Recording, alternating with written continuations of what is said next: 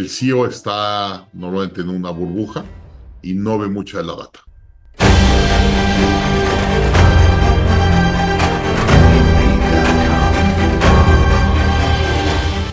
Último episodio de nuestra temporada de Grow Hackers en Triari Audio Experience, el único podcast de real estate y tecnología en Latinoamérica. Y hoy volvemos a tener, porque nos habíamos comprometido con Daniel de que íbamos a continuar esta conversación desde el año pasado en septiembre. Bienvenido, Daniel, a nuestra experiencia de podcast. Gracias, Andrés. Emocionado de estar aquí otra vez. Bueno, hoy en nuestro cierre pues vamos a colocar, como dicen los argentinos, Daniel, mucha carne en el asador. Y vamos a hablar sobre crecimiento y obviamente en la experiencia que tiene Daniel en el mundo del emprendimiento en los últimos 25 años, 30 años, pues es sin duda un elemento para considerar hoy en la estrategia de los negocios, en el liderazgo y obviamente de cara al cliente. Daniel, ¿dónde estás hoy y cuándo vienes a Colombia? Estoy en mi casa en Austin, de hecho en mi estudio de grabación. Bueno, la mitad es gimnasio y la mitad es estudio de grabación. Entonces hago mi rutina en la mañana acá y luego tengo acá mi estudio de grabación. De hecho, ahí si ven, están los papeles verdes y blancos y todos los fondos. Y bueno, acá tengo mi teleprompter y demás. Pero estoy en Austin, en mi casa. Austin, ¿cómo está el clima por allá, Daniel? Calurosísimo. No me digas eso, que yo voy para Phoenix ahorita y vi un TikTok de un gringo, dijo, de Europa, llegó de UK a Phoenix, dijo, me voy a arrepentir, no quiero, si esto es Phoenix, no me imagino cómo será el infierno. ¿Sabes qué? Yo siempre que me quejo del clima en Austin, veo el mapa de Estados Unidos y la única ciudad más calurosa que Texas es Phoenix. Gracias por lo que me colga. Oye, Daniel, para comenzar nuestro podcast, a todos nuestros invitados de esta temporada les he preguntado ¿qué significa growth? ¿Qué significa para Daniel Marcos crecer hoy en el mundo empresarial y desde el punto de vista del liderazgo? ¿Qué significa para ti crecer? Cuéntanos un poco sobre ello. Voy a dividir en dos, porque hay una cosa que es crecer y otra cosa que es escalar. Cuando creces, estás con una tendencia hacia arriba, pero hay como ups and downs y si ves una acción, una gráfica, una acción, pues va así, ¿no? La tendencia es hacia arriba, pero hay mucho movimiento o mucha volatilidad en el camino. Para mí escalar es que haya mucho menos volatilidad y sobre todo que tus ventas se abran con respecto a tus gastos y escales, digamos, tu margen bruto. Veo muchas compañías que crecen, pero los márgenes o los costos crecen igual que las ventas. Entonces, para mí eso no es eficiente. Para mí Lo podríamos poner, eficiente. lo podríamos poner un ejemplo para el empresario que nos está escuchando en cualquier lugar de Latinoamérica, del mundo, y hemos venido hablando de eso, Daniel, es el concepto de startup versus negocio tradicional. El negocio tradicional tiene activos, deuda, le cuesta escalar la operación y las startups por la tecnología tienen esa capacidad, ¿no? Sí. La realidad es que yo recibo muchos clientes. Lo que en Growth Institute atraemos mucho a la empresa, suena muy feo, pero la empresa aburrida, la empresa tradicional. Mira, te doy un ejemplo. Ayer estábamos hablando con un cliente potencial muy grande. Es el operador de franquicias de restaurante más importante de Europa. Y tiene, creo que 2.500 restaurantes. Entonces, no hay nada más que necesites real estate y gente y procesos y sistemas, todo más que restaurantes son estas franquicias. Y le estamos dando muchos cursos, o vamos a hacer muchos cursos de operación, cómo contratar, cómo correr, cómo negociar, todo lo que es la base. Y eso hace que operes más eficiente con tu compañía. Déjame aquí hablar un poquito. Para mí, ¿qué es scaling up? La gente me dice, Daniel, cuando pienso scaling up, voy a hablar de tecnología y voy a hablar de inversiones y demás. Y cuando llego a tus programas, no hablas de eso. Y digo, para mí escalar, y lo que digo una analogía, es como hacer el casco de tu barco más eficiente. La gente me dice, Daniel, tengo esta lancha o este barco y quiero que vaya muy rápido, se lo voy a comprar un motor muy grande. Le digo, a ver, enséñame el motor que le vas a comprar. Me enseñan un motor espectacular, súper tecnológico, nuevo, 2.000 caballos de fuerza. Y digo, wow, tu motor está espectacular. Ahora enséñame la lancha que le vas a poner el motor. Y me dice, no, pues le voy a poner a esa. Digo, espérame tantito. Le vas a poner ese motor a esa lancha. La vas a hundir. No, va a ir bien rápido porque el motor es muy fuerte. La lancha tienes que hacerla mucho más aerodinámica, taparle los hoyos, sacar el agua, pintarla bonita y hacer aerodinámico el casco. Ya que tienes un casco aerodinámico, le puedes subir lo que quieras arriba de motores, velas, marineros para ir muy rápido. Pero si tu casco, tu estructura es poco eficiente, es muy difícil de escalar. Y hemos visto empresas como restaurantes que son supuestamente poco escalables, con estructura muy eficiente y pueden escalar. Entonces, lo que nosotros realmente hacemos, te ayudamos a arreglar la infraestructura de tu negocio para que opere más rápido.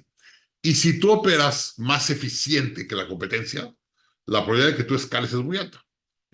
Solo para que nos demos un contexto. La economía del mundo, para que demos un contexto, la economía del mundo son como 95 trillones de dólares, el GDP mundial. México es 1.1 trillones de dólares.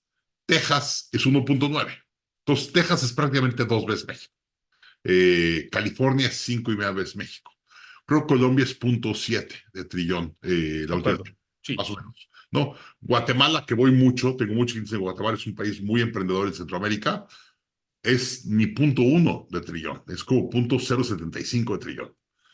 Entonces, más o menos para que tengas un contexto, hay mucha oportunidad en el mundo. Las empresas se mueren más por exceso de oportunidad que por la falta de oportunidad. Hay demasiada oportunidad. Yo digo a la gente, si no sabes hacer dinero en 95 trillones de dólares, no seas emprendedor. O sea, no, hay demasiada oportunidad. El problema es que te metes a demasiadas cosas. Mira, ayer hablaba con un emprendedor peruano, que está en la comunidad de ImpactX que tengo de CEOs, y me decía, Daniel, tengo un negocio que factura $500,000 y otro que factura 600, y me estaba diciendo que estaba volviendo loco. Dijo, es que tienes dos negocios. Imagínate que tienes dos bebés que tienen 3 meses y cada uno tiene horarios diferentes y le gusta la comida diferente. Te vuelves loco, no puedes, ¿no? Entonces dije, oye, trata de cerrar uno o automatizar uno para que te enfoques en el otro, porque si no, no da. Entonces, eso es un poquito lo que arreglamos, ¿no? Cómo tener una estructura muy eficiente y si tú eres más eficiente que la competencia, la probabilidad de que puedas tomar mayor retorno sobre el mercado es muy alta. Ahí te pregunto, Daniel, en ese contexto que diste frente a lo que es crecer y escalar, para muchos empresarios, sobre todo en la industria real estate y de la construcción, no es tan fácil desde el punto de vista de capital, por un lado, desde otro punto de vista puede ser regulatorio, porque muchos de los proyectos que se desarrollan en Latinoamérica dependen de la regulación, del ordenamiento territorial, etcétera, etcétera. Participan muchas personas en la toma de decisión para poder desarrollar proyectos, etcétera. Bueno, ¿Qué has visto tú, en tu experiencia, Daniel, que las empresas tradicionales les cuesta crecer y escalar? ¿Qué errores tú has visto tanto del liderazgo como en esas operaciones que las hace pesadas, que las hace complejas? mira, la primera, y suena muy tonta y muy trivial, la gente me dice, Daniel, es que estoy muy enojado que mi equipo no entiende lo que yo estoy haciendo o no está en la misma página que yo. Y le digo, perfecto, ¿quieres que tu equipo esté en la misma página? Enséñame la página. Me dice, ¿cómo? A ver, dame tu estrategia en una página. Explícame cuál es tu estrategia para ver por qué tu equipo no la entiende. Y el emprendedor se tarda 20 minutos en platicarme a mí la estrategia. Yo dije, a ver, yo soy una persona altamente sofisticada en estrategia y te tardaste tú en explicarme a mí 20 minutos. ¿Tú crees que tus empleados van a poder entender tu estrategia? Por favor. Entonces, primero que nada, ayudamos al emprendedor y al empresario o empresaria a poder definir su estrategia claramente. La quiero sencilla y clara. Si no, no puedes escalar. Entonces, ahí empieza todo. Y es un error muy común de los emprendedores. Entonces, primero, es tu estrategia muy clara. Segundo, trae a la gente correcta. Nosotros siempre decimos, si quieres escalar tu empresa por 10x, tú tienes que escalar a tu equipo 10x. Y no en cantidades, más en capacidades. Y ahí normalmente contratas a gente barata o contratas amateurs porque son baratos.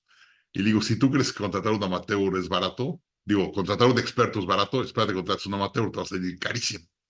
Entonces, elevar el nivel de tu gente es muy importante. Perdido en el mundo tecnológico, vaya de cero a experto en nuestro nuevo curso sobre innovación, tecnología y negocios emergentes inmobiliarios. Cómprelo ya en el link que hemos compartido en la descripción de este podcast. Muy importante. ¿Cómo lograr eso, Daniel? Digamos, tú sabes que desde el punto de vista del contexto latinoamericano, muchas veces el empresario prefiere tener una mano de obra low cost versus tener un grupo de personas excepcionales dentro de los equipos, y muchas veces le cuesta también abrirse mentalmente a traer personas con otras capacidades de otras industrias a su core de negocio, porque dice, no, ellos no entienden mi modelo de negocio o no entienden el sector en el que está. Entonces yo prefiero tener ese grupo de personas que a veces yo siempre le digo al empresario, parecen burritos Sí. los ojos, que no pueden abrir la mente. Y cuéntame un poco cómo atraer ese talento que excepcional a las empresas hoy en el 2000, en el siglo XXI.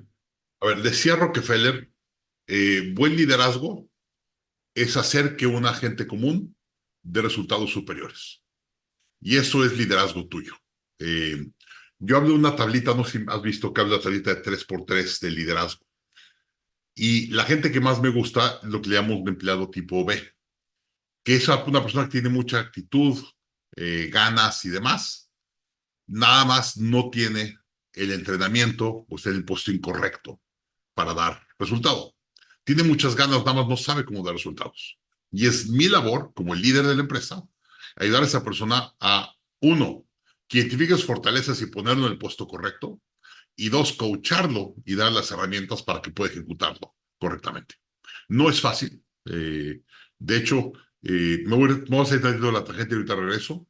Escribí un artículo hace poco en la revista Inc. Magazine.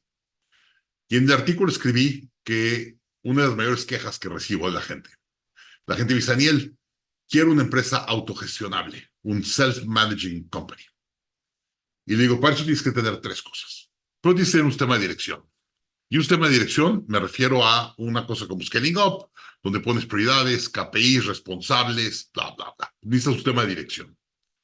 Dos, necesitas un sistema de ventas predecible. Lo que más drama le da a una empresa es el flujo efectivo. Si tus gastos están creciendo y estables y tus ingresos están inestables, hay mucho drama. Entonces tienes que estabilizar los ingresos haciendo un sistema de ventas predecible. Como ejemplo, en Growth Institute, nosotros servimos a dos grupos de empresas. Lo que llamamos etapas 2 y 3, hasta 100 empleados, y luego empresas de más de 100 empleados, le llamamos estrategia 4 y 5. Una empresa de hasta 100 empleados compra a través de redes sociales, webinars, anuncios y demás. Una empresa arriba de 100 no compra así, compra a través de sus procesos de recursos humanos y licitaciones y otro boleto. Entonces, tenemos un modelo muy predecible para empresas en etapa 2 y 3. Hacemos anuncios en redes sociales, damos mucho contenido, blog posts y demás, y la gente nos va conociendo, nos da su email y su nombre, empezamos una relación con ellos, los invitamos a un webinar, y del webinar hacemos un pitch y les vendemos una clase. Yo ya sé cuánto facturamos por asistente a webinar. Ya sé. Yo, cierta clase, no te voy a dar la clase ni cuánto es el ingreso, pero te voy a decir, oye, esta clase, cada gente que se registra al webinar, si no venga, la venta promedio son $60. Entonces, si quiero vender $60,000, me tengo que enfocar en meterle 1,000 personas registradas a ese webinar. Entonces, mi departamento de marketing, ¿qué le digo? Este mes tenemos que vender esta clase, quiero vender $60,000, necesito que le metan 1,000 registros a este webinar. Le metemos 1,000 registros, a lo mejor van a venir 400 al webinar, de ahí voy a hacer el webinar de educación, voy a hacer un pitch al final y voy a vender X cantidad de dinero que en promedio va a acabar siendo como $60 por registro. Eso es un sistema de ventas predecible. Para mí ya lo tengo muy bien controlado para etapa 2 y 3. Para 4 y 5 no lo tengo tan controlado, ahí tengo más variabilidad y es donde no estoy trabajando ahorita. Pero entonces necesitas un sistema de ventas predecible que te genere un flujo estable. Importantísimo. Tú y yo lo estamos platicando ahorita, que me estás diciendo, y estoy viendo inversiones en Estados Unidos de bienes raíces. ¿Por qué? Porque el sistema legal y de financiamiento me permite tener más estabilidad en mi retorno, ¿no? Eso es Dijiste lo algo importantísimo, Daniel, que hemos venido hablando en esta temporada con los otros invitados, que los recomiendo que vayan a escuchar esos podcasts o lo pueden ver en YouTube, en el canal de Triari. Yo creo que, Daniel, para lograr ese forecasting en ventas, inclusive en las operaciones, creo que lo más importante es poder medir, ¿no? Y muchos de los empresarios que están en la industria real estate y construcción se les ha olvidado medir. Muchos somos ingenieros, otros no, pero medir y tener ese historial de datos creo que hace la diferencia. Decía, hace poco escuchaba la entrevista del CEO de Zillow en los Estados Unidos, que es una de las PropTech, de las empresas de tecnología más grandes de Estados Unidos. Y él decía, nosotros entendimos muy claramente desde que empezó Zillow hace unos 20, 15 años en Estados Unidos, que los datos, las bases de datos únicas nos iban a dar un superpoder y entender muy bien el mercado de housing en los Estados Unidos. Entonces, que yo cuando que hago esa reflexión con los CEOs, Daniel, en América Latina, los llevo a pensar por qué no hemos hecho el ejercicio cuando somos una industria que genera miles de millones de datos, tanto en diseño, construcción, en la operación de activos, etcétera, etcétera, y podríamos llegar a sacar ventajas competitivas. ¿Qué crees tú desde tu visión y lo que has escuchado con otros empresarios, Daniel, de la importancia de los datos para crecer y escalar? A ver, y a mí es lo que más me dedico, a ayudar a las empresas a encontrar sus KPIs correctos. Y Vern siempre me dice, Daniel, si haces todo igual que tu competencia, ¿por qué esperas resultados diferentes a tu competencia? Y entonces, igual nosotros ayudamos a las empresas a encontrar cuáles son los KPIs correctos. Hay ciertos de industria estándares que tienes que tener, pero hay ciertos que vas a tener que ser diferentes a tu industria para ver las cosas diferentes. Como ejemplo, me encanta Southwest Airlines, la aerolínea, ¿no? Todas las aerolíneas, cuando tú compras un boleto, pagas adicional o te dan incluido que puedas elegir tu asiento. Entonces, oye, yo quiero el asiento 10C para estar hasta adelante en pasillo. Perfecto. Southwest no te da asientos. Y la gente dice, estás loco. Es un pésimo servicio a tu cliente. Tu cliente quiere buen servicio al cliente y es mucho más cómodo que el usuario tenga el asiento reservado para poder llegar a su asiento a la hora que sea. Y Southwest dice, sí, el cliente prefiere eso. Pero el cliente prefiere antes de eso que el avión salga a tiempo.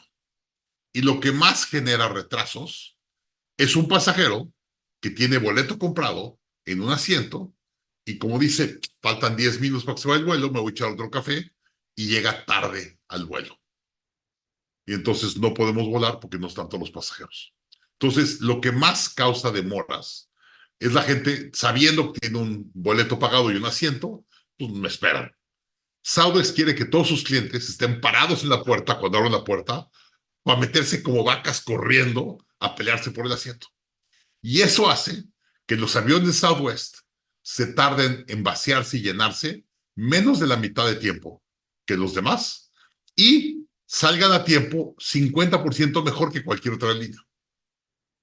Entonces, ese es un KPI importantísimo. ¿Cuánto tiempo te tardas en una aerolínea en que la gente se suba al avión? Southwest es 2 veces más eficiente que el promedio. Wow. Ese es un KPI que no mide United, no mide América, no mide todas las demás aerolíneas. Southwest sí. Entonces, hay que entender cuáles son los KPIs de la industria tradicionales y eso lo tienes que medir y saber qué es. Pero luego tienes que encontrar cuáles son los KPIs de tu estrategia exclusivos para poder ganar, como Southwest, el tiempo de llenado del avión. ¿Crees que tomar esas decisiones, Daniel? Hablaba alguien que te recomiendo escuchar, Alejandro Salazar, en Colombia, que lanzó su libro Estrategia Emergente. Y Alejandro habla sobre, Daniel, sobre la importancia de tomar hard choices. Los hard choices son los que realmente te sacan de tu comodidad y de ese, yo lo que llamo un poco del circo de la innovación, porque todo el mundo habla de innovación y de hacer crecer las empresas, pero al final el empresario y el líder o el CEO le cuesta tomar sus hard choices. Cuéntame un poco ¿Qué ves tú en ese proceso de tomar hard choices? Porque eso que tú acabas de decir, de involucrar y definir unos KPIs para la estrategia, a veces cuesta mucho porque tú ya tienes un planteamiento, tienes una estructura, no quieres que te muevan mucho las cosas de la empresa. A ver, yo siempre digo, uno de los mayores errores del emprendedor, y por cierto, me encantaría si me pasas el podcast de esta persona que dijiste, me encantaría estudiar.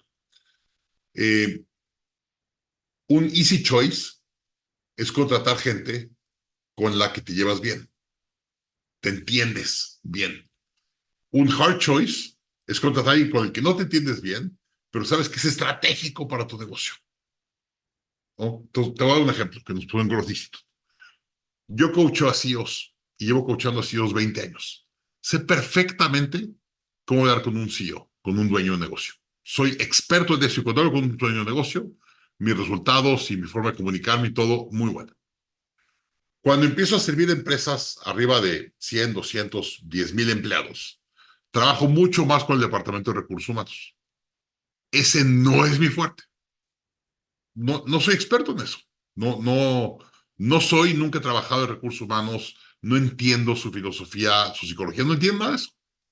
Entonces, hace poco traté a una persona en mi empresa que es experta para ese grupo y es una líder que ese grupo respeta y admira.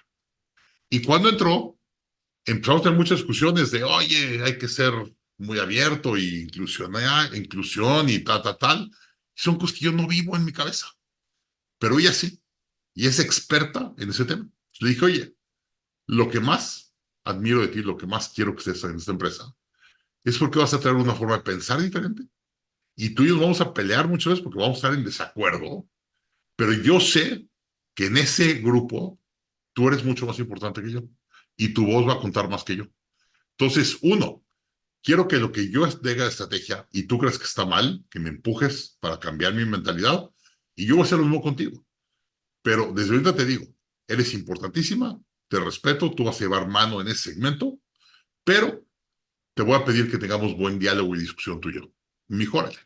Y ha sido una decisión difícil y ha sido una decisión complicada, pero la realidad es que está dando resultado con los clientes. Porque tenemos un contrapeso que no teníamos antes y esa persona lo puede hacer. Entonces, vamos a hablar un poquito más de hard choices, pero eso es como un ejemplo. En personal, es muy fácil contratar gente que te cae bien, no gente que es la que va a dar resultados. Y un hard choice es contratar a la gente que te da resultados. Pero vamos a hablar un poco de estrategia. Hacer planeación es muy fácil. Hacer estrategia es muy difícil. Y aquí quiero explicar esto con detalle. Cuando llego a una empresa, le digo, vamos a hacer planeación estratégica o vamos a hacer estrategia. Oye, es que quiero crecer 20% y quiero contratar 5 vendedores y tengo que abrir un mercado más y tal. Digo, todo eso es planeación. Vamos a hablar de estrategia. No, es que la estrategia es tal. No, eso es planeación. ¿Qué es estrategia? Vamos a hacer un análisis y un grupo de decisiones donde vas a hacer o tomar una apuesta. Es decir, yo creo que este mercado, es un Blue Ocean, no está servido o no está explotado bien porque falta esto. Si yo hago esto así, voy a ganar. Y entonces tienes una idea o una estrategia que tiene ciertos assumptions o supuestos. Y dice, oye, si esto es cierto y yo hago estas cosas, voy a llegar a ese mercado y lo voy a cambiar. Voy a regresar un poquito con el ejemplo de Southwest, que se me hace una de las empresas con mejor estrategia. Chévere. Hoy ya no, cuando le hicieron fue espectacular. 30 años tuvieron un crecimiento espectacular. De hecho, hay una historia en el libro de Great by Choice de Jim Collins. La industria, de las industrias que más ha destruido valor en el mundo es la aerolínea. De hecho, un día entrevistaron a Richard Branson y le decían, ¿cuál es la forma más rápida de hacerse millonario? Dijo, muy fácil. Empieza siendo billonario, abre una aerolínea y te haces millonario así de rápido. Porque perdió muchísimo dinero con la aerolínea, Richard Branson. Entonces, de las industrias que más han perdido capital en el mundo y dinero es la aerolínea. Cuando Jim Collins escribe su libro, la acción del mercado americano que más retorno había tenido durante 30 años consecutivos era Southwest Airlines. Oh. Dice, no puede ser. Si es una de las peores industrias y es la empresa que mejor rendimiento tuvo en 30 años. Entonces, por eso han hecho tantos estudios de Southwest, porque lo que hizo Southwest fue muy interesante. Southwest llega al mercado y dice, a ver, quiero hacer una aerolínea. Y ve el mercado de las aerolíneas y se da cuenta que solo el 20% de la población de Estados Unidos se mueve en avión. El otro 80% se mueve en camión. Entonces dijo, a ver, me voy a meter al 20% a pelearme con American, United y Delta por el 20%, o mejor convenzo al 80% que se suba al avión. Y esa fue su estrategia. Dijeron, ¿cómo hago que el 80% se sienta cómodo y prefiera volar en avión que en camión? Daniel, ahí te pregunto, ¿crees que dentro de ese desarrollo de estrategia en las compañías para crecer o escalar, dependiendo el tipo de compañía, crees tú que en ese proceso de estrategia se debe involucrar a los que están en la calle? Dícese, los que están en las ventas, los que están todo el día con el cliente, porque a veces, muchas veces los CEOs son como esos dioses dentro de las empresas que no, que nadie les quiere decir nada. El tipo está con su dashboard viendo la operación del negocio, los KPIs. Pero ¿crees que en ese proceso de estrategia realmente uno debería involucrar a los que están con el cliente para entender realmente los problemas reales de flujo de caja, para hacer crecer el negocio, etcétera, etcétera? 100%. 100%. Siempre queremos que fluya la data de abajo para poder tomar decisiones. El CEO está normalmente en una burbuja y no ve mucha de la data. Nosotros siempre buscamos agarrar data de abajo y que la data fluya para que puedas tomar decisiones. 100%. Y ahí, como ejemplo, ese dueño de esa aerolínea, como digamos el ejemplo de Southwest, para seguir, ¿dónde viajaba antes? Viajaba en primera clase de American United. No entiende la gente que se mueve en camión. Un gran ejemplo hoy, como ejemplo, que está pasando ahorita, es muy reciente. Lyft, la compañía del tipo Uber de Estados Unidos. Competencia de Uber, sí. Competencia de Uber. Sí. Trajeron un CEO nuevo a Lyft. Y el CEO dijo, lo primero que voy a hacer es un día a la semana manejar un Lyft. Y le dijeron, estás loco. Es una tontería. Te ¿Eres el pagamos. CEO? Eres el CEO. Dijo, no puedo entender la estrategia y tomar decisiones si no entiendo lo que está pasando abajo. Y empezó abajo. Un día a la semana es conductor 10 horas al día. Y se dio cuenta, como ejemplo, sus primeras semanas, que muchas mujeres que se subían solas al coche se quejaban de que todos los conductores son hombres. Dice, yo soy una mujer y me siento con peligro porque me subo a un coche con un hombre grande, tal, que no sé quién es, me puede violar o lo que sea, y le platicaban que estaban muy asustadas. Entonces abrió una nueva política y hay un nuevo botón en Lyft que le picas si eres una mujer y solo te trae a conductoras mujeres.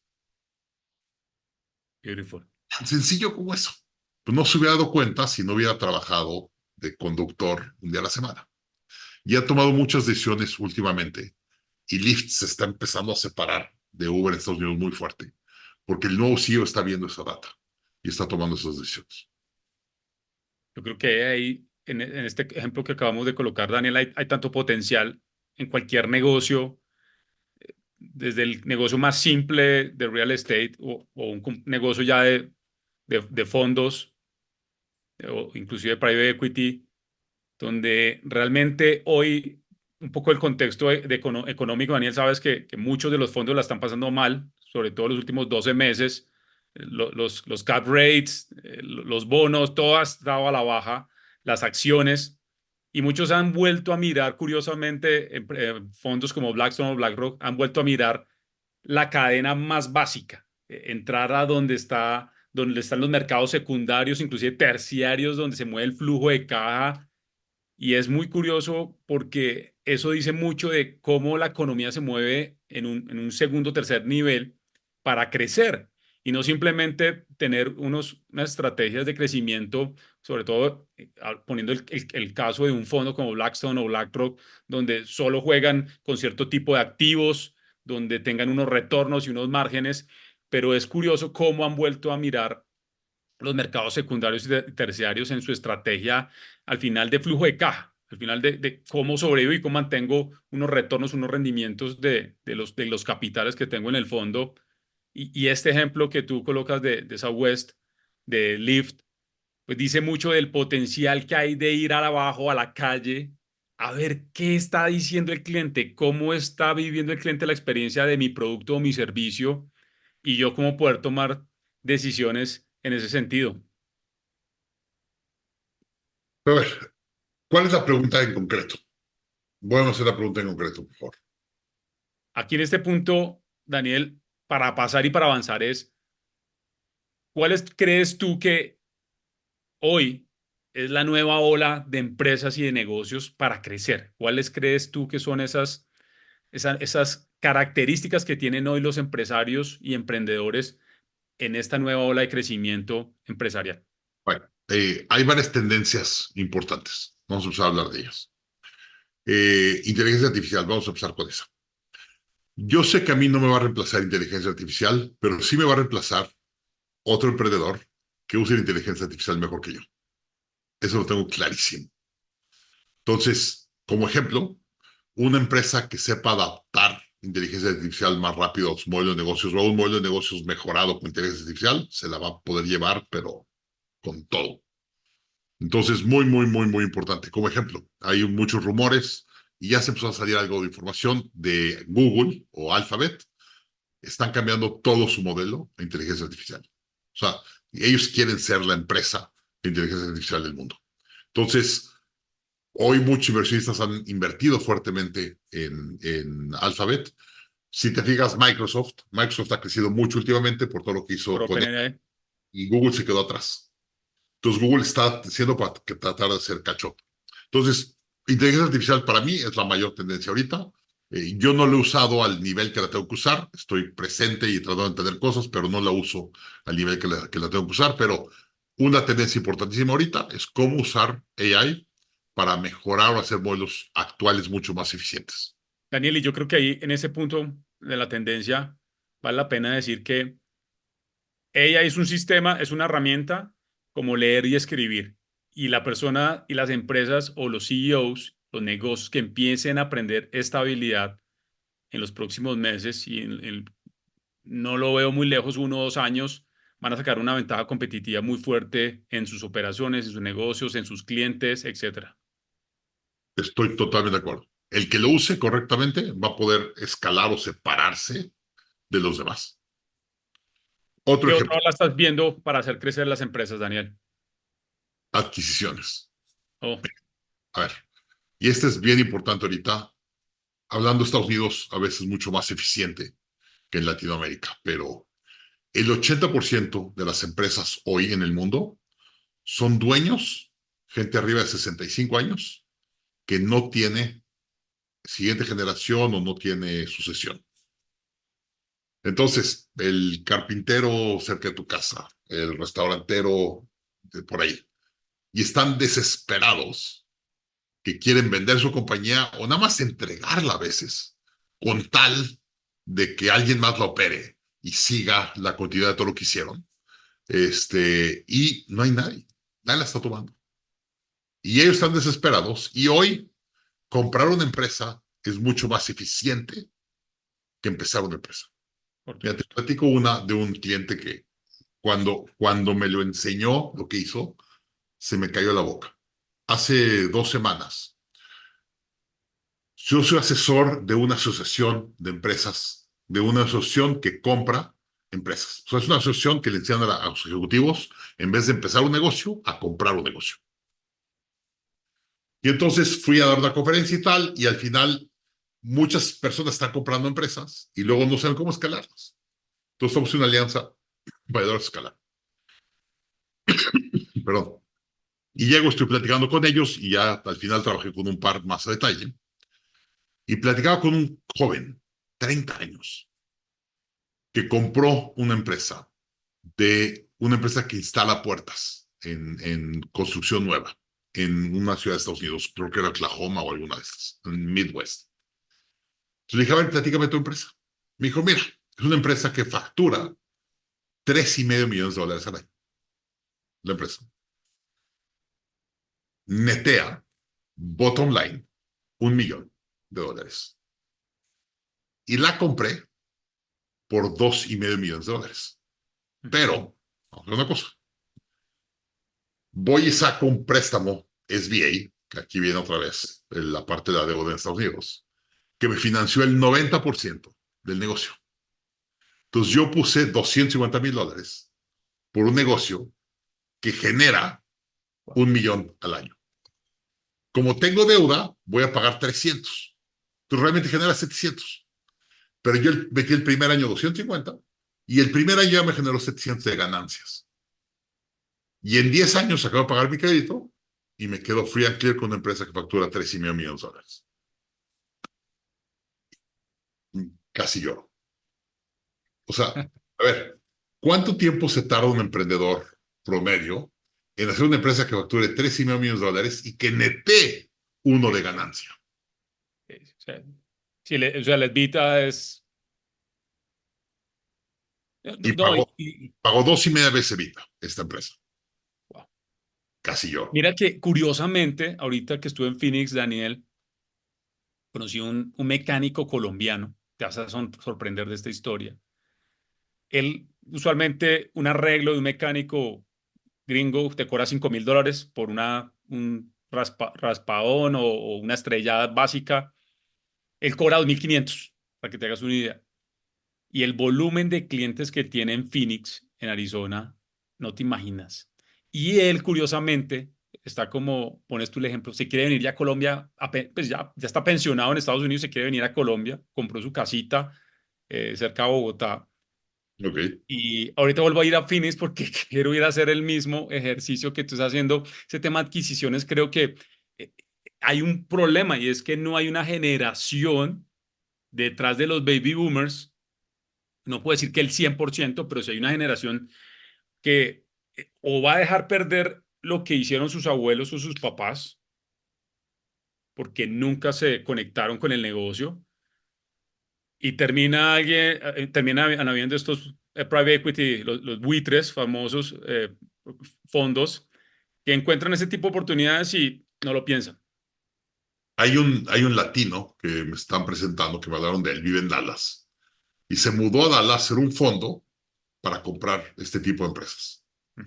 Digo, brillante. Entonces, hoy, otra tendencia muy importante es comprar y escalar en vez de hacer y escalar. Es claro. De hecho, también ahí agrego la última para conectar con esa idea, Daniel.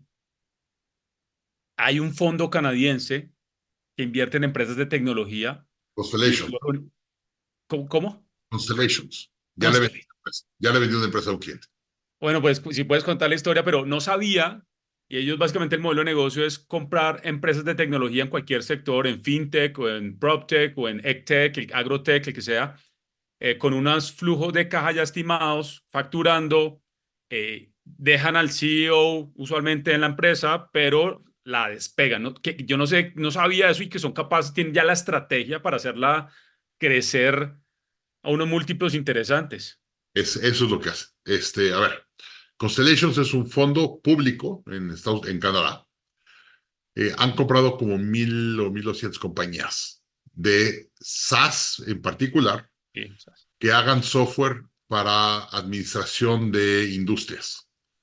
Yo le ayudé a un cliente mío, Alex Leiva. De hecho, por ahí hay un video del caso de éxito de Alex. Ahí tengo un poquito de historia porque aparte me encanta. Es de los mejores casos de éxito que vemos en Growth Institute. Este chavo está en la universidad, graduándose de la universidad, está empezando a buscar chamba y a ver qué hace. Y su papá es emprendedor. Su papá tiene un software para administrar, creo que eran empresas de contabilidad o algo así. Y un día le habla a su mamá y le dice, tu papá está en el hospital, tiene una caída de algunas cosas, vente al hospital. Entonces se va el hijo al hospital, son tres son hermanos hombres, él es el mayor, está graduándose de la universidad. Llega y le acaban de diagnosticar al papá una enfermedad terminal y ya no puede trabajar, está muy débil, tiene que estar en casa y en cama y demás. Y voltea y dice, a ver, yo fui a la universidad pagado por mi papá y todos vivimos del negocio de mi papá. Y si mi papá no lo puede operar, él no se puede jubilar, yo no tengo, mis hermanos tocan en la universidad, me tengo que meter al negocio. Entonces va y se mete al negocio y dice, voy a entrar a este negocio y le voy a dar la vuelta y voy a tener que operar. Y cuando se mete, se da cuenta que está pésimamente mal operado. Wow. Había mucho drama, pero nunca se había metido al negocio porque el papá lo manejaba y sacaba suficiente flujo. Y entonces dice, tengo que entender cómo escalar y operar un negocio. Entonces se pone a buscar en internet, encuentra un webinar de nosotros, entra con nosotros, empieza a tomar Scaling Up y otras clases. Se lleva a la empresa de 5 a 10 millones de dólares de ventas, pero triplica la rentabilidad y se la vende a Constellations a los 2 años. Y dice, nos cae un cheque suficientemente grande para que mi papá no tenga que trabajar hasta su vida. Y nos dio un buen empuje a los tres hermanos. Pero él se metió y dijo, bueno, tengo que entender qué se trata, empieza a entender, se da cuenta que no está bien operada, implementa Scaling Up, implementa el curso de Jack Daly de Hyper Sales Growth, implementa 3 o 4 cosas con nosotros, toma el MBD con nosotros y va implementando todo. Y me hablaba y me dice, a ver, Daniel, ¿y qué hago aquí? Yo le di un poquito de asesoría para guiarlo y un amable me dijo, acabo de firmar con Constellation, se le estoy vendiendo en tantos millones de dólares, ya me voy. Y ya, pues, órale. Entonces, bueno, esa es una historia de un emprendedor que le vendió a Constellations, sabiendo operar más eficiente que la competencia, la logró escalar y la vendió. Entonces, esa se me hace una gran historia de lo que está pasando ahorita. Sí, ese es un modelo que cuando estuve conversando con ellos, porque están buscando empresas en Latinoamérica para hacer apuestas, creo que hay una gran oportunidad. Y nuevamente lo que tú dices, Daniel, no es reinventarse la rueda, sino ver quién tiene ya la rueda. Y eso es el core y la estrategia de este tipo de fondos que encuentran oportunidades y saben cómo hacerlas escalar. Eh, Pero a ver, imagínate una empresa, vamos a regresar a la empresa de las puertas. ¿Okay? El señor del dueño de las puertas creo que tenía 68 o 69 años. Muy rentable, muy buen operador, ha de tener un buen equipo que operaba el día a día de la empresa. ¿Qué tanta tecnología o innovación crees que tenía la empresa con un dueño en sus 60 y tantos, 70? Cero. ¿No? Este chavito de 30 entra a la compra y me habla y me dice, Daniel, es que no sabes la oportunidad. O sea, si le meto tanta tecnología, mejores sistemas, la voy a crecer 30-50%, sí, ya con un buen equipo. O sea, realmente muy buena oportunidad. Yo estaría viendo eso ahorita. Daniel, hablas en uno de tus blogs, hice la tarea de leerme casi todos tus artículos, que los invito a entrar al blog de Growth Institute, donde Daniel es uno de los líderes que participa dentro de Growth Institute. Se los vamos a dejar en el link de YouTube y en el link de Spotify y Apple para que puedan conocer más de Growth Institute, donde está Daniel. Y hablas de cómo rejuvenecer el negocio tradicional desde una perspectiva de pensamiento exponencial. ¿Qué es el pensamiento exponencial para rejuvenecer un negocio tradicional? Okay. Eso está basado en la metodología de Salim Ismail del libro Exponential Organizations. Salim fue el primer director ejecutivo de Singularity, fue el que realmente hizo Singularity. Singularity la crean Peter Diamandis y Ray Kurzweil. Los dos están muy ocupados y quieren contratar a un ejecutor. Y contratan a Salim para que ejecute Singularity. Y él fue el primer director ejecutivo, el que la crece y demás. Y Salim te dice que hay 11 atributos que usan las empresas que crecen más exponenciales. Y entonces hace un modelo como sprint, con los sprints de software development. Sí, por supuesto. Sí. Hay algún paréntesis rápido. Un sprint para los que nos están escuchando y no saben qué es un sprint, los equipos de tecnología, cuando desarrollamos un producto, hacemos sprint. Entonces puede ser un sprint de una semana donde se tiene que crear el prototipo, se tiene que crear ciertas funcionalidades y usualmente los equipos de tecnología tienen ese foco durante esos días de desarrollar un sprint enfocado usualmente es a producto para poder lanzarlo al mercado o hacer mejoras o updates de la plataforma. Cierro Estamos con paréntesis. el libro aquí, pero no lo tengo en mi otra oficina. Es que estoy aquí en mi estudio, mi oficina es la de allá, pero ahorita por el clima está mucho mejor acá, sacando hoy. Pero bueno, gracias por explicar lo que es un sprint.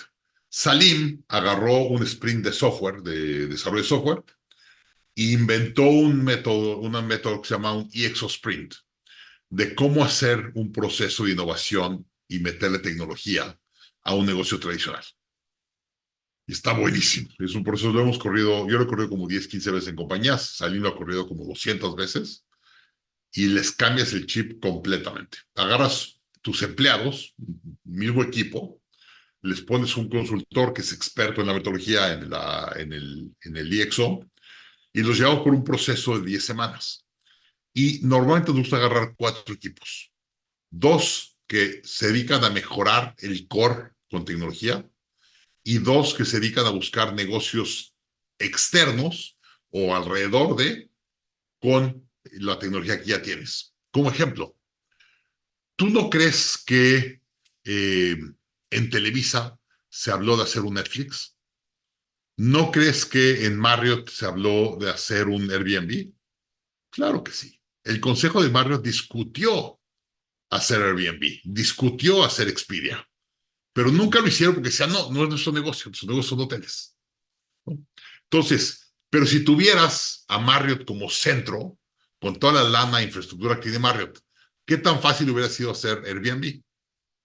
¿Qué tan fácil hubiera sido convencer a gente que subiera sus casas o sus cuartos al sistema de reservaciones de Marriott?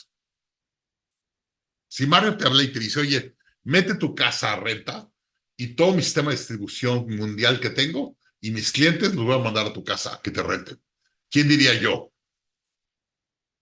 Everyone. Entonces es lo que llamamos un negocio externo de tu negocio. No es tu negocio tradicional, pero puedes usar tus activos tradicionales para hacer un negocio exponencial alrededor de.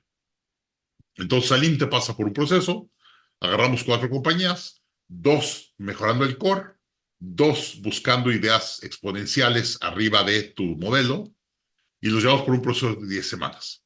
Y al final, cada equipo tiene que presentar entre 1 y 3 proyectos al consejo de la empresa. Entonces van al consejo y hacemos un como Shark Tank.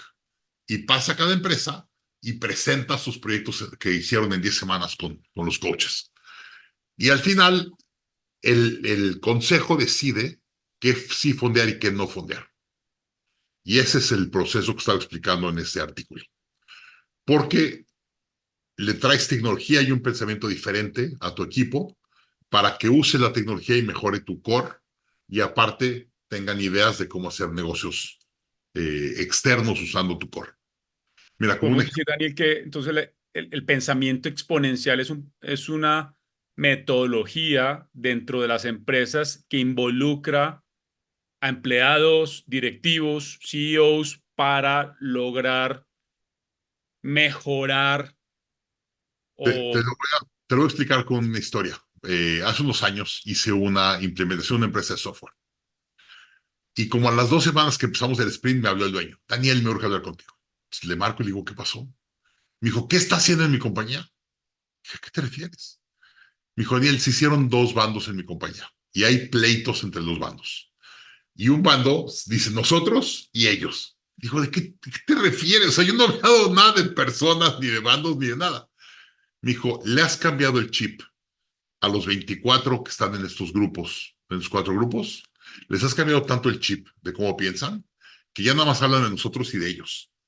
Y dice, se sientan diferente en la mesa a la hora de comer, hablan diferente, o sea, traen fiestas diferentes, hacen todo diferente a los demás 300 empleados que tengo. ¿Qué hiciste? Le dije, pues nada más les abrimos la cabeza y les enseñamos tecnología y les enseñamos cómo ver el negocio y se separó. Entonces me dijo, oye, espérame, se está armando un problema en mi compañía porque se están hasta retando y hay fricción entre los equipos. Necesito que le vengas a dar pláticas a los otros 300 para que el mismo le entiendan. Entonces entramos, hicimos varias pláticas para los otros 300 para que el mismo entendían lo que estaban haciendo los 24 del proceso. Pero así cambia mentalidad. Tienes que cambiar la mentalidad y que entiendan la exponencialidad y cómo son las herramientas de exponencialidad. Hay un tema muy importante, Daniel, que hemos venido hablando y que creo que es relevante en esta temporada de Growth Hackers, cómo hacer crecer las empresas y cómo escalar, como lo dijimos al inicio de nuestro podcast, Daniel, es las personas. Me gustaría que conversáramos para ir cerrando nuestro podcast sobre el talento, Daniel. Creo que en la metodología de las 4 decisiones de Bernie Harnish, de Scaling Up, la metodología, una de ellas, hablamos ya de la estrategia, hablamos de la ejecución, pero dime. Sí, a ver, son 4. Sí. Estrategia, personal o equipo, ejecución y efectivo. Te digo cómo se siente cada una en tu negocio para que sepas cuál es tu debilidad. Primero, la estrategia. ¿Cómo sabes si tu estrategia es buena o es mala? Eso se refleja en las ventas, en tu top line y el crecimiento de las ventas. Si tus ventas están creciendo sanamente, tienes una buena estrategia. ¿Ok? ¿Por qué? Eso quiere decir que tú haces un producto o un servicio que tu cliente demande. Para mí la regla de oro es tienes que crecer a 2 veces el crecimiento de tu industria. Si tu industria este año va a crecer al 10, tú tienes que crecer al 20. Porque si creces al 20, quiere decir que estás comprando mercado, estás ganando mercado sobre la competencia. Entonces, eso dice que tu estrategia es buena. Si tu estrategia es mala, es muy difícil poder crecer más rápido que la competencia, ¿no? ¿No te acuerdas cuando Apple sacó los iPhones? Eran muy diferentes los iPhones a los demás teléfonos. La gente se iba a dormir a las tiendas para comprar un iPhone, ¿no? Hoy sale el iPhone y nadie se pelea por comprar el nuevo iPhone. Ya comparado con los otros Samsung, ya no es tan guau, ¿sí me entiendes? Entonces, en ese momento, la estrategia del iPhone era muy superior a la estrategia de los demás teléfonos, ¿no? Entonces, por eso cambió fuertemente. Entonces, la estrategia se refleja en tu crecimiento de tus ventas. 2, personal. Tu personal o qué tan bueno es tu personal se refleja en 2 cosas. Primero es qué tanto drama hay en la operación. Si hay mucho drama y diferente opinión y la gente habla radio pasillo y se está quejando a los demás, tienes un problema de personal. Cuando el equipo es bueno, se ayudan entre ellos, son abiertos, debaten, y lo segundo es, te puedes ir de vacaciones. Si te vas de vacaciones 7 días y tu empresa se hace un desastre, tienes un pésimo equipo.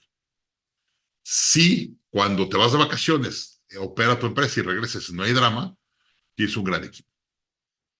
Tercero, ejecución. La ejecución se refleja en tus márgenes, cuánto ganas. Oye, la industria gana en promedio 5% de EBITDA y yo gano 7% de EBITDA. Quiere decir que opero más eficiente que la compañía o que la competencia. Y lo segundo es cuánto tiempo dedicas a tu negocio. Oye, trabajo 15 horas al día y sigo sin poder ejecutar mi estrategia, tienes un problema de ejecución. ¿Ok? Entonces, si ejecutas bien, tienes márgenes y te sobra tiempo o no tienes que dedicar demasiado tiempo a correr tu empresa. Y luego la cuarta es el efectivo. Y el efectivo, primero te da oxígeno para vivir, te da suficiente para pagar nómina y gastos fijos. Y luego, entre más efectivo tengas en caja, más opciones tienes. Si yo te dije ahorita, Andrés, te doy 10 pesos o $10 para ir a comer, ¿cuántas opciones tienes? No muchas. Pero ¿qué más te digo? Tienes $1,000 para ir a comer. ¿Cuántas opciones tienes? Mucho más opciones. O sea, entre más dinero tengas, en caja más opciones tienes. Y ahí la última de esto. Para mí, enfermedades de las compañías es personal, estrategia o ejecución. El síntoma que te dice que te estás enfermando es efectivo. Cuando una empresa empieza a tener problemas de efectivo, yo digo, a ver, el efectivo no es un problema, no es una enfermedad, es un síntoma. es como la temperatura de tu cuerpo. Tú vas con un doctor y dices, doctor, estoy enfermo. Y el doctor te dice, ¿por qué crees que estás enfermo? Es que tengo temperatura. La temperatura es una forma que tu cuerpo te está diciendo que está enfermando. Tú subes la temperatura para que te vayas a dormir y te descanses, para que le des tiempo a tu cuerpo y energía para recuperarte. Cuando tu empresa tiene un problema efectivo, te está diciendo que te estás enfermando de estrategia, de personal o de ejecución. Entonces, yo siempre que veo un problema efectivo, en vez de decir, oye, hay un préstamo, sacar un préstamo para tapar los problemas que tienes, te digo, no, usa el préstamo para la enfermedad, arregla tu estrategia, cambia o mejora tu personal o mejora tu ejecución. Y con eso va a mejorarte tu flujo y pagas las deudas que tienes. Estamos hoy con Daniel Marcos en el cierre de nuestra temporada de Grow Hackers. Siempre botando muchos insights, Daniel, y gracias hoy por compartir y cerrar esta temporada de podcast con nosotros. Y estoy seguro que muchos reviews en YouTube, en Spotify, como lo hicimos la última vez en septiembre. Vayan a escuchar el podcast que hicimos con Daniel en septiembre, con desarrolladores inmobiliarios. Daniel, las últimas preguntas. ¿Qué aprendiste? Has contado en otros podcasts sobre tu historia cuando vendiste tu primera empresa de tecnología. ¿Cómo creciste y qué lección no volverías, qué error no volverías a cometer en esa época, en el momento de crecer y escalar y vender? A ver, hubo varios estratégicos que hicimos y varios de operación. Déjame me concentro en los más grandes. Primero, tener claro el por qué estamos haciendo la empresa y qué queríamos hacer con la empresa. Cuando eres un emprendedor de primera vez, no sabes lo que no sabes. Y te la pasas a crecer, crecer, crecer, crecer. Y la verdad es muchos errores en el crecimiento. Entonces es bien, bien importante. Entonces, tener claridad de por qué quieres la empresa, qué quieres hacer con la empresa, cuál es la estrategia de la empresa, y eso es muy importante. Y luego la segunda, y es trabajar con inversionistas. Yo creo que el Venture Capital, Private Equity es importantísimo, pero importantísimo para el mundo. Lo podemos ver en México. México ha crecido mucho últimamente y tienes mucho más startups y tecnología y demás, porque hay una industria muy fuerte ahorita de Venture Capital y Private Equity. Cuando hice mi primera empresa en el año 98, no existía ni un fondo de Venture Capital en México. O sea, era prácticamente imposible levantar capital. Hoy hay, creo que 200 o 300 fondos en México. Y eso ha hecho que tengamos una de las industrias de emprendedores y startups más importantes del mundo. De hecho, Scott Galloway, que es un profesor de NYU, que escribe todos los años, hace un webinar de sus predicciones.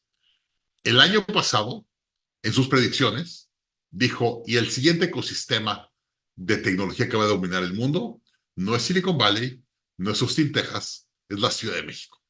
Wow. O sea, para que un gringo de Nueva York diga el mejor ecosistema ahorita es México y te explica por qué. Tenemos un gran ecosistema y se ha ayudado mucho por los venture capital.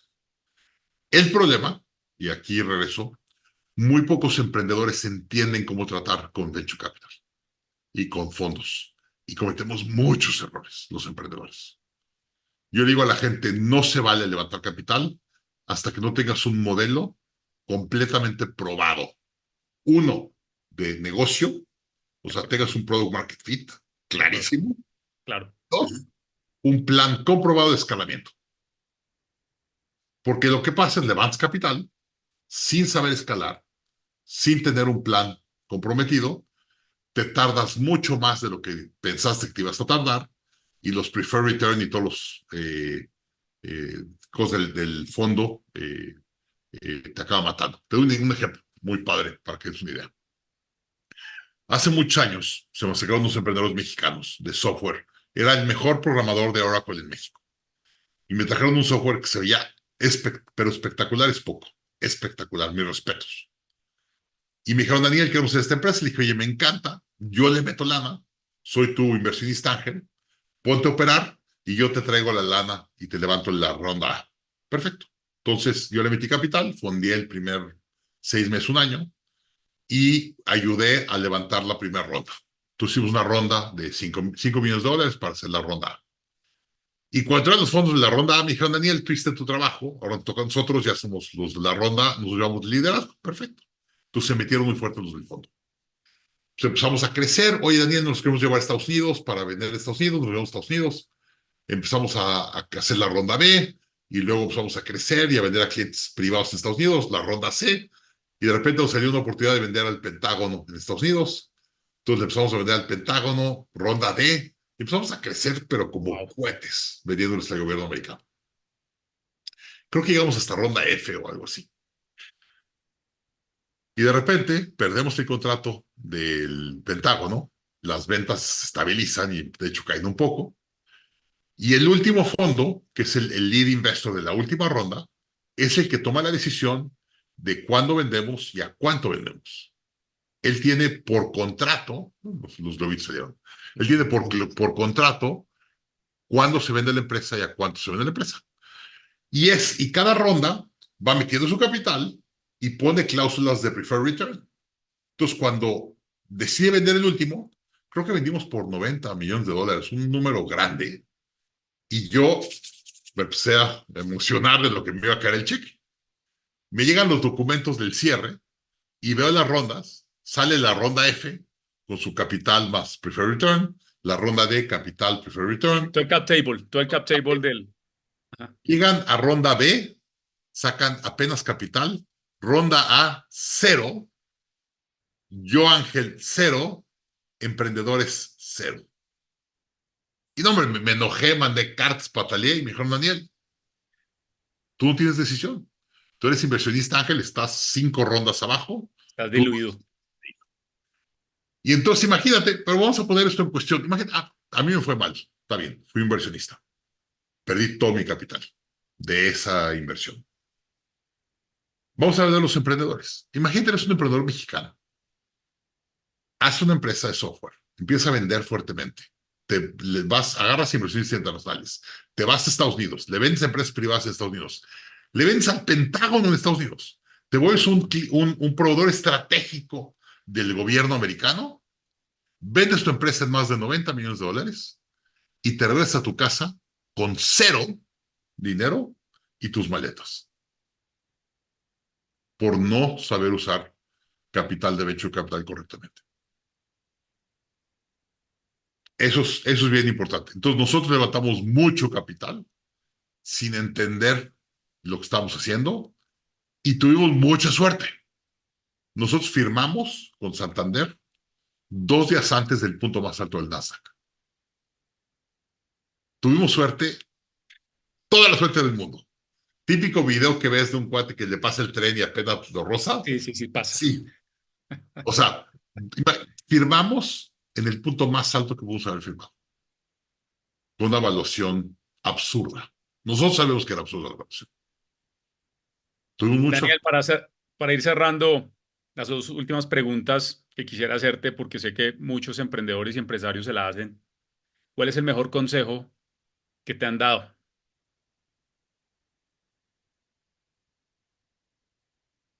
Enfócate en la ejecución. Las empresas se hacen por empresarios que realmente entienden la ejecución. Si no entiendes la ejecución, estás muerto. Mucha gente se la pasa en la estrategia y soñando y no se concentra en ejecutar su plan. Ya que encontraste un plan, ya que encontraste un modelo que tiene product market fit y tal, replícalo. Mira, el otro día fui con mi esposo hace poco a un restaurante. Yo llegué a Austin hace 20 años. Y el restaurante japonés que más nos gusta es un restaurante de sushi aquí cerquita que se llama Tomo Sushi.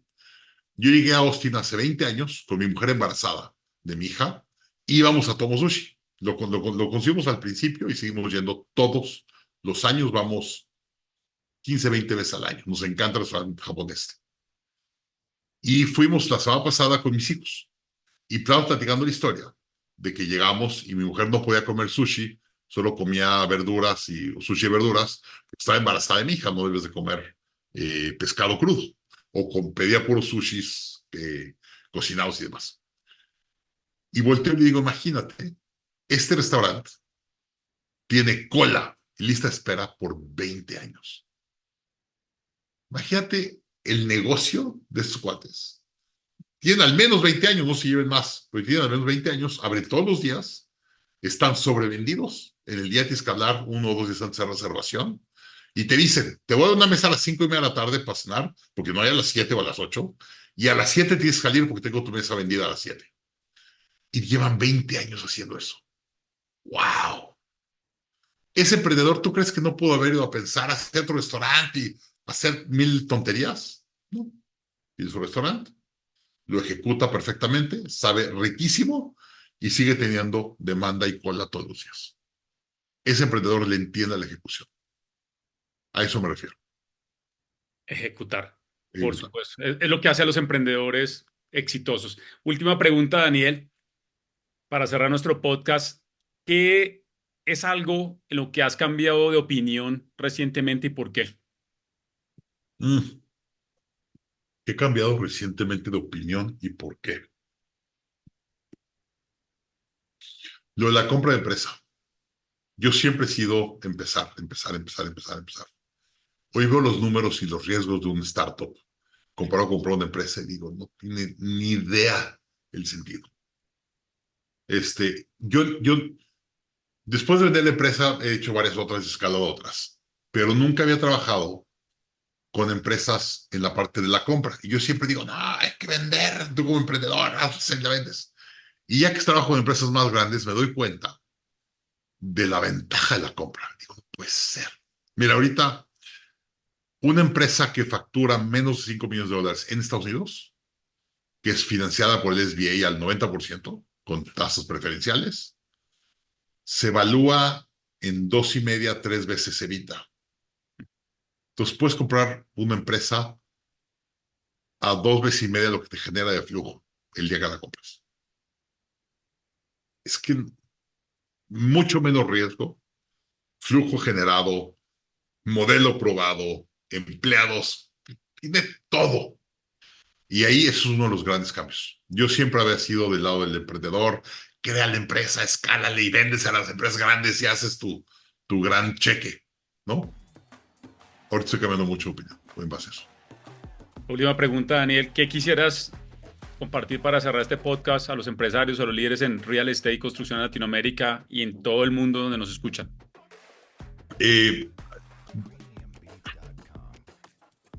Me encantan mis raíces. Toda la gente exitosa que yo conozco en el mundo hizo su dinero o lo multiplicó en bienes raíces. Siempre y cuando tengas control del sistema legal o rule of law, regulation y eso, y no hagas tonterías con la deuda. Lo que yo los mayores errores que veo, problemas que veo en mis raíces es la cantidad de deuda que tiene. Mira, ahorita está pasando mucho en Estados Unidos con los complejos de apartamentos. Es de las cosas que más me gustan en Estados Unidos, los complejos de apartamentos de 1,000 apartamentos. Me encantan, se me hace una súper inversión. Hoy están emproblemados todos, porque sacaron mucha deuda, el 80%, 70%, a tasas del 1 o 1,5%, ya se les vence su hipoteca, tienen que refinanciar al 7%, y se están volviendo locos. Entonces tengo muchos, de hecho tengo 2 proyectos que yo invertí, y yo asesoro como 3 o 4 inversiones de bienes raíces grandes, y todos sus proyectos de apartamentos están atorados, todos. Y entonces, hoy invertir en apartamentos no está muy de moda porque está muy complicado, no salen los números. Hay que mirar los números. Muy bien. Es lo que Daniel, les veo con la deuda. Gracias por acompañarnos a este cierre de temporada. Comparte este contenido, dejen los comentarios en YouTube, en Spotify. Y Daniel, pueden encontrarte en Instagram. ¿En qué otra red social se pueden encontrar? Instagram, daniel.marcos.escalar. Perfecto. Les enviamos un abrazo. Gracias por compartir, Daniel, en este episodio. Nos vemos en una próxima temporada. Gracias, Andrés.